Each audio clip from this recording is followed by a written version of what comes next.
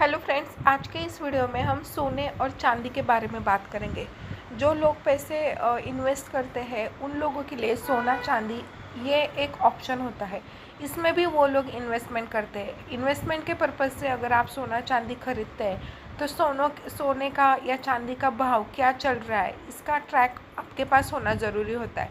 अभी एक हाल फिलहाल में आरबीआई का 2 पेजेस का एक लेटर आया है और उस पर उनका ये मतलब आरबीआई ने ऐसा बोला है कि सोने की कीमतें जो है वो आने वाले समय में काफ़ी तेज़ी से गिरने वाली है और आपको राहत मिलेगी सोने की कीमतों से, ऐसे आरबीआई का कहना है।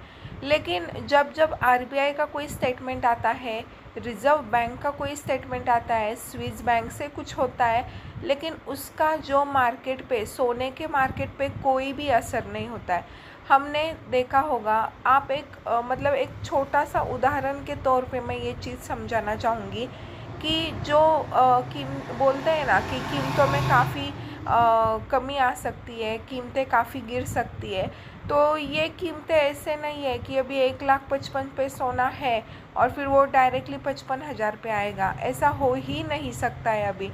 क्योंकि आप एक कॉमन थिंकिंग करो कि जब हमारी दादी या फिर दादी का छोड़ो, उस समय का तो बहुत ही सस्ता सोना था, लेकिन जब हमारी मम्मी की वेडिंग हुई थी या फिर जब हमारे ऐसे छोटे चाचा चाची की शादी हुई थी, लगभग 2002-2005 की मैं अगर बात करूँ या फिर 1999 की बात करूँ, तो 2000 प्रति तोला से 4000 प्रति तोला सोना था। 4000 2004 में 5 से 6000 में एक तोला सोना मिलता था। उसके बाद में अगर हम आगे जाएंगे तो 2018 में ये जो सोना है वो बढ़ के 29,000 पर गया। उसके बाद में जो 2021-22 में सोना फिर से 40,000 पे गया, 23-24 पे, ऐसे करते करते करते पिछले 2 सालों में सोने की जो कीमतें हैं उन्होंने आसमान छू रखा है। और अगर हम देखेंगे इतने सालों में 25-26 सालों का अगर हम रिकॉर्ड देखेंगे तो उसमें ऐसा कभी भी नहीं हुआ है कि सोने की कीमतें बढ़ी है और उसके बाद उसमें 50-60% की कटौती आई है। तो ऐसा हो नहीं सकता है और ऐसा कभी होगा भी नहीं कि हम सोचेंगे कि आने वाले 1 महीने में 2 महीने में कुछ तो ये हो रहा है, वॉर चल रहा है अखाती देशों में, मिडल ईस्ट में, तो वो ख़त्म होने के बाद सोने की कीमतें कम होंगी। तो ऐसा कुछ नहीं होने वाला है, कभी नहीं होने वाला है। हाँ, थोड़ा बहुत 5-10% का रिकवरी जो है वो हो सकता है, लेकिन धड़ाम के सोने की दाम गिरेंगे और उस दिन हम सोचेंगे कि हम सोना करेंगे, तो ऐसा तो भाई पॉसिबल है ही नहीं।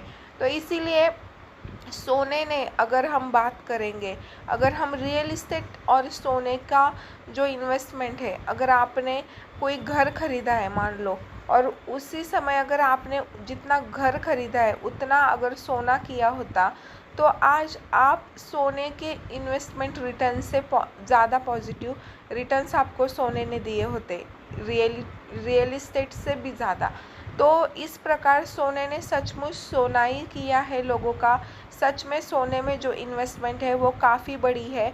अगर आपको मैं ये सलाह दूंगी, सलाह दे रही हूँ, लेकिन इसके ऊपर फेर विचार ये अपना खुद का एनालिसिस होना चाहिए, अपना खुद का कहना होना चाहिए, मानना होना चाहिए।